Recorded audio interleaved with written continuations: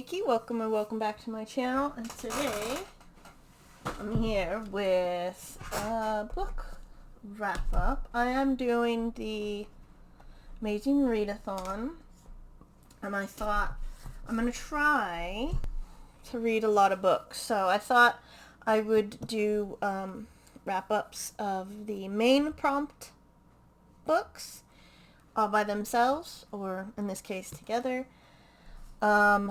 And then do a wrap-up of the other books I've read for, like, the extra credit you get or whatever. I can't remember. Sightseeing. The sightseeing. So, I read Graceling for the first prompt, which was to read a book with a primarily green cover, because we went to the Emerald City. It was 471 points. I really liked this, actually.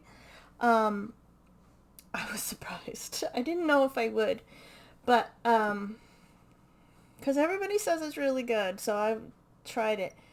It is kind of a standalone. It is a series, but you could also kind of read it as a standalone, I think. And it is about Katza, who is a Graceling, and there's lots of Gracelings, and hers is fighting. And you can have, like, Graceling of, there's some others, but they're, like, spoilers, like fire or, you know, weather or stuff like that, just everyday magic stuff. But hers is fighting, and she's basically been forced by her uncle, who's the king, to kill his political rivals. Not necessarily in other kingdoms, but in his kingdom. And she's grown tired of it. So, she embarks upon a journey with a foreign prince named Poe, who also has combat skills like hers. They're looking for his grandfather and the truth of what happened. His grandfather went missing, disappeared. And then she finds out some stuff. That's really all you can say. Katza is kind of Mary Sue-ish. Kind of. Because she's not great at everything. Like, if it's related to fighting or, like, herself, she's excellent at it. And all Gracelings have two different eye colors. Hers are blue and green, and Poe is like gold and silver. So again, the Mary Sue is just blue and green. It could have been any colors. And then I read her as autistic because she's good at one specific thing, fighting and, you know, taking care of herself. So that's like two, but they're like related. And like this guy, she has two love interests, and they're both in love with her, and she doesn't even notice. And if it's sort of not in that realm of her knowledge, she doesn't know anything. So yes. And I liked her and Poe's friendship, how it started and how it developed.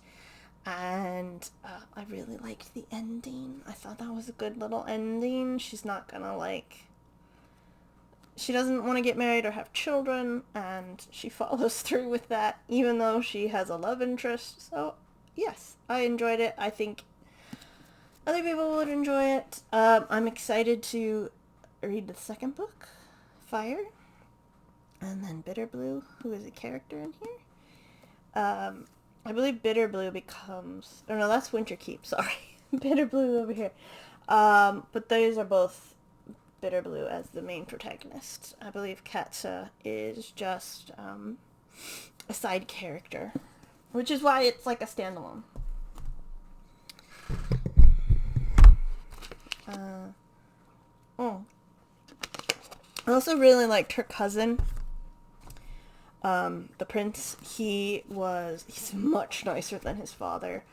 And he's like, he's not a Graceling, but he's good with, like, potions and stuff like that. I like that. He was always coming up with new things.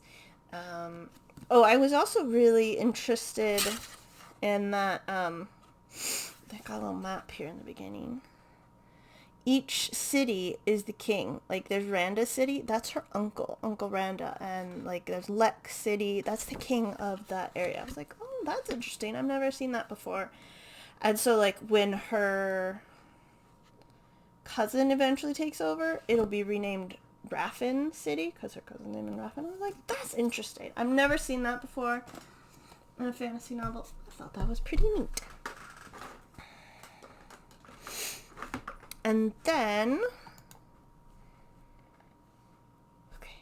the power went out yesterday, so now I'm a little nervous. Then I finished the prompt, a book with a violent word in the title. And I read, The Malevolent Seven. And this, I haven't posted it yet, but this will be 365 points, even though I'm on the Pathfinder team, which I don't even know if our points matter. We get to do whatever we want, basically. I'm doing the prompts in order because I'm that kind of person. So those are your 7 on the cover. Dogs included. Mr. Bones is his name. He's fantastic. This is part of a series. I thought it was a standalone, like the Magnificent Seven. That's why I got it. I love the Magnificent Seven movies, the TV show. I love the trope. It's fantastic. So I was all set. But it's part of a series. There's at least 2 books. I think the next one is,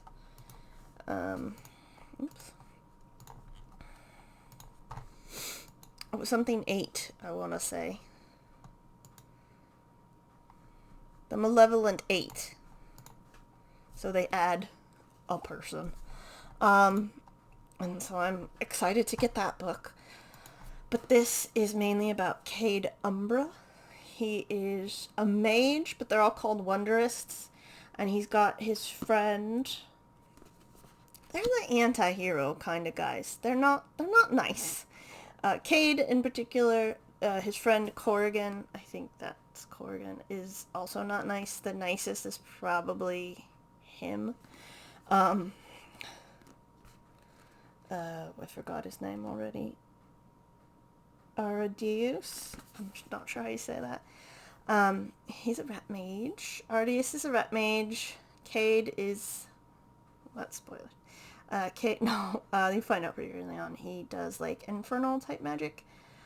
Corrigan is a thunderist, or thunder mage. I think this is, a young girl Cade meets early on. I think this is her. And that is a woman they help Ardius save, and then that is a woman Cade meets in the hell plane, basically. And that's Mr. Bones. So is this an adult book? The young girl he meets, who I think that's her. She's not young. She's like 17, 18. But she's protecting a younger boy who's 11, and they are essentially sex slaves. But they are taught to be sex slaves. They have a specific term for it. So Cade does not want to partake, so he takes care of these 2, and then that's when it all goes wrong. At the beginning, he's working with a good guy. Nobody's really good. You know what I mean? That kind of story, where the good guys aren't good and the bad guys aren't good either. You know, no, not one side is better than the other. They're just, these 7 are sort of what you get. And they're better than most. But the other mages, Wonderists, think Cade has sold them out, or he's lying about stuff, and they try to kill him. And then him and Corrigan go off and recruit the rest of them to get a MacGuffin, basically. And it doesn't quite go like the movie, so yeah. I don't want to tell too much. Mr. Bones is wonderful. I hope there's an animal companion of some sort in the second book, because animal companions are the best. Cade was fun to read. He has a backstory that is interesting.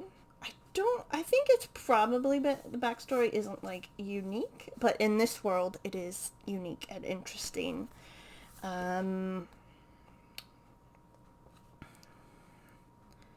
Arrhenius is, he's like your typical, he's your little swashbuckler rat mage over here. And he, like, tries to charm all the women he meets, and I think he means it too, but yeah, he's like, I don't know, Errol Flynn vibes, or Mal Reynolds from Firefly. I also liked the young lady, let me see her name.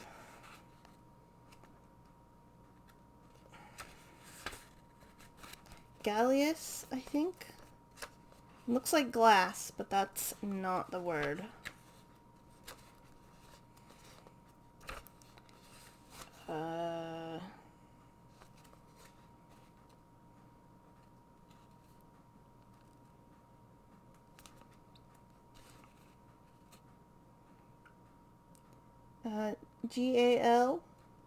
Gallass. So Glass, maybe? And then there's Alice and Shame. That's the names they go by. I liked Gallas, and because she has an interesting journey from the beginning to the end. She probably gets... Her and Cade probably have, like, the biggest arc character changes. Corrigan is pretty much the same. And so is Ardis. Mr. Bones is Mr. Bones. And Alice and Shame are... I think their character arcs might happen in the next book. But yeah, I really enjoyed it. I liked all the characters. There's lots of blood and guts, and there's some swearing, but not like an action movie type of swearing, you know, just the occasional fuck or whatever. So, but yeah, I would definitely check this out, and I would check out Graceling, and hopefully you enjoyed them as much as I did. But yeah, those are the 2 books I've read so far, and I'll try to do more as I read them. I've already got prompts picked out. There are more prompts. I'm just a slow reader, but I'm going to be taking care of a dog for like 2 weeks, and I can get a lot of reading done then. So, yeah. So thank you very much for watching. Hope you're having a great day, and I'll see you in the next video. Goodbye.